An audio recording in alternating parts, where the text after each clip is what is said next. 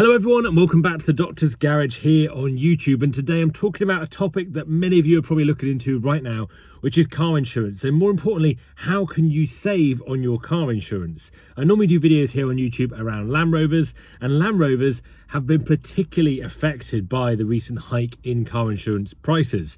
It was estimated that car insurance had gone up by about 61% on average, and for a lot of people watching this video that own a Land Rover Discovery like myself, or a Range Rover, or any of the other Land Rover vehicles, will have seen a massive hike in their premium, particularly if you own like a Range Rover Sport or something that's quite attractive to thieves. It has not been helped by the fact that Land Rovers are stolen so much right now. That obviously increases your premium as they're a more risky vehicle to own from an insurance perspective. So in this video today, I'm going to be talking about my top tips for getting your insurance down. They are tried and tested methods, and people have used these to get a better quote on their insurance. I've tried some of these myself for my insurance for my Land Rover Discovery, and I've been pleasantly surprised about how many hundreds of pounds I could save. There's been some horrific quotes recently I've seen. People that have got a new Range Rover Sport, for example, have gone from having a quote of £1,000 a year to like £6,000 a year, and even higher than that. If you look on the comments on my previous videos here on the channel, you'll see so many people commenting about how much their insurance has gone up. So let's get into some tips that will hopefully save you some money on your insurance premium this year. Now, I am no insurance expert at all. I'm a doctor by trade.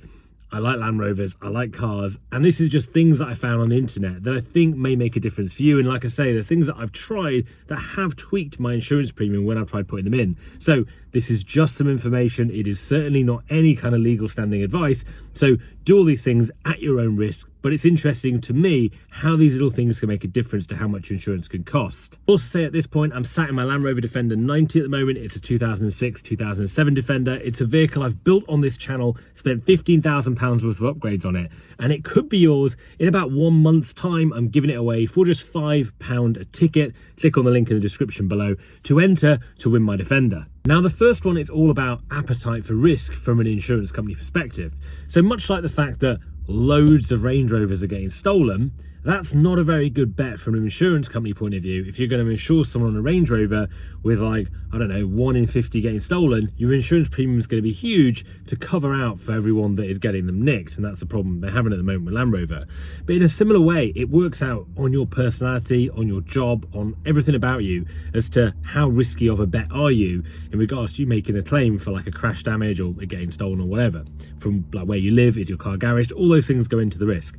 Now, interestingly, what changes your premium is when do you renew your policy before it expires. At what point is that? Are you someone that does it last minute? Are you someone that does it very early? That determines how cheap your policy could possibly be. And it's been shown that 23 days before your policy expires is the optimum time to go out and get your insurance. And that's because if you leave it any later, you're potentially seen as a more disorganized individual, someone that leaves things to last minute, probably a bit more risky in their behavior characteristics. So 23 days is when you should be looking to renew your policy. Number 2 is based on characteristics of you as an individual. You'll often have to put your job title in, and it's interesting to see different job titles will give you a different price back on your premium. And I'm not saying you should make up your job title or say you're a driving instructor or whatever to try and get your premium down, but I think what's interesting to look at is if you told a normal person what you did for your day-to-day job, what would they classify that as? Because obviously there's differences. And some examples are an illustrator is cheaper than an artist when it comes to putting a policy together, or an editor is cheaper than a journalist. And actually these job titles don't really mean that much in the scheme of things. And I'm not saying you should make up your job title. What I'm saying is a lot of people have jobs that are very difficult to define into certain things. An illustrator or an artist, from my perspective, is pretty much the same thing. So choose wisely and try different job titles that fit your area of work to see what might come up with a slightly different, cheaper offering in your premiums.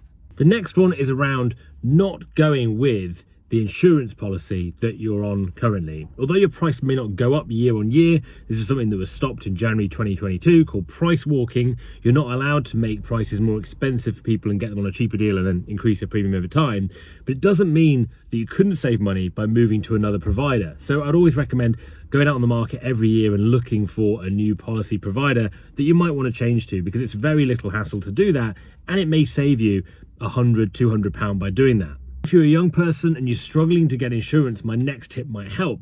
So this is something I found online, which is that if you are young and you're getting insured on a car, or you're deemed a risk in general, young drivers generally are, the thing to remember is you can add other responsible drivers onto your policy. And that has actually been shown in some examples to reduce your annual premium. So for example, someone might go out there and it might be £5,000 for them as an individual. If they add their parent on the policy, it doesn't actually put their premium up. It might actually bring it down because they are a driver that has less risk associated with them and just their track record in general. This next one might seem like an obvious one, but if you're insuring your car and you've got other assets you insure, such as your home or other items, it's worth checking out whether a multi-cover can be more useful to you. So something that would cover your car and your house together will likely be cheaper than just having a separate policy for everything. A lot of insurance brokers now provide insurance for over multiple assets that you'll own, and so it's worth looking into that as kind of a multi-cover policy. It may make your insurance cheaper than just isolatingly treating just your car and having that on a policy on its own. The next one, again, is about you as a person. The insurance really is assessing you for your security, how you're going to live your life, whether it's likely that your car's going to get stolen. If you say, you have no fixed address, or for example, you live in a very risky area, your insurance will be higher. And so I think it's important to firstly make sure all your details are correct on the electoral roll to ensure that when they're doing those checks, because a lot of these insurance providers have shown that they do look through all these databases, your details are correct on the electoral roll, your address is correct, and in that way what it's going to do is make sure you get the best possible price you can for where you live. I hope this little list that I've done here of tips that may help you save insurance are useful. They're just things that I've read online, things that I've come across, things that I've tried that seem to have worked well when I've looked at renewing my insurance policy. But we live in an interesting time really with car insurance, because cars are dropping in value more significantly than they have for a long time, yet insurance policies are climbing and climbing. Partly due to theft, partly due to loads of factors that influence car depreciation, and then as a result the insurance that goes with them. So hopefully it's been a useful overview of insurance in general. Let me know if you've got any more tips that might help people out there while they're looking for new policies, looking for new insurances. Let me know in the comments below what you guys do to help get those policies down. And don't forget, in 1 month's time, this Land Rover Defender that I'm in right now could be yours, so make sure you buy a ticket for £5, and I'll see you guys very soon. You can win my Land Rover Defender 90 for just £5. I've owned this Land Rover Defender for the last 3 years, and it has over £15,000 worth of upgrades.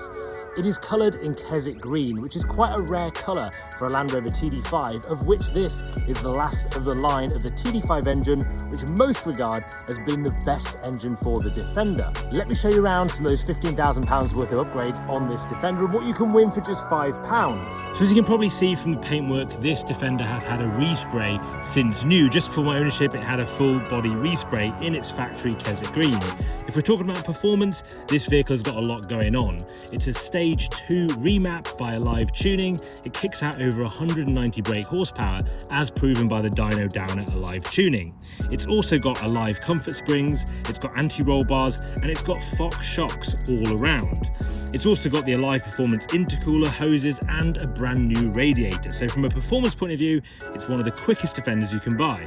It's also got Cooper SGT Pro tyres with less than 1,500 miles on. These are mud terrain tyres and look brilliant on the Defender.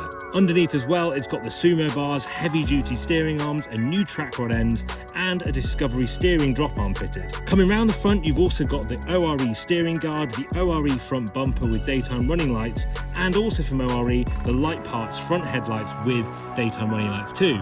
You've also got a KBX front grille set, smoked LEDs all around, that's the side lights, the reverse light, it is the indicators as well, and you've got gloss black wheel arches, vents, gloss black roof, and also to match everything else with this Keswick green colour, it's also got window tints to the rear. Keeping it in line with the green and black theme, you've got all-round Optimil security hinges on the front doors and the rear door as well. With that, you've also got the Optimil keyless door handles and the Optimil front washer kit, all finished in this amazing black. Going on into the inside of the vehicle, you've got these amazing new tan Lucari leather heated bucket seats. The Lucari high middle cubby box, And when you look on the inside too, a reversing camera to the rear view mirror. Inside, you've also got the optimal quick release steering wheel with the swivel lock if you ever leave it locked up anywhere so people can't steal your Defender, and a really nice steering wheel, the Momo Prototipo steering wheel. The door cards are from Powerful UK and they've got the upgraded optimal interior door handles. When I had this Defender 3 years ago, I stripped it right back down to the bare metal. It's got sound deadening throughout with silent coat and dodo matting, and actually is a really comfortable drive now. You've also got the interior bulkhead delete. From a gearbox point of view, it's got the Synchro gearbox's slick shift. In the back, you've got the rear tan bench seats. On the roof, the Alcantara wrapped headliner makes it much more sound deadened inside. Around the back of the Defender, I fitted the Masai shell liners to the rear windows. And from an exterior, one of the first things I did with this Defender was fitted the Nakatanega stainless bolt replacement kit. I've undersealed my Defender every single year and it's never ever been off-road in the time that I've owned it. This Defender will be coming with a brand new service, a brand new MOT. So for just £5, you can win this Defender with everything it's got on it, apart from the number plate. Tickets are £5, the draw will end in December, and I really look forward to seeing one of you in December to hand over the keys to my Land Rover Defender 90. If you want to see more about my Land Rover Defender 90 build, you can check out my YouTube channel where I've pretty much documented every single thing I've done to my Defender. Draw will be ending in December this year, and I really look forward to potentially handing over my Land Rover Defender 90 to you at home. Tickets are £25, good luck in the draw, and I'll see you very soon.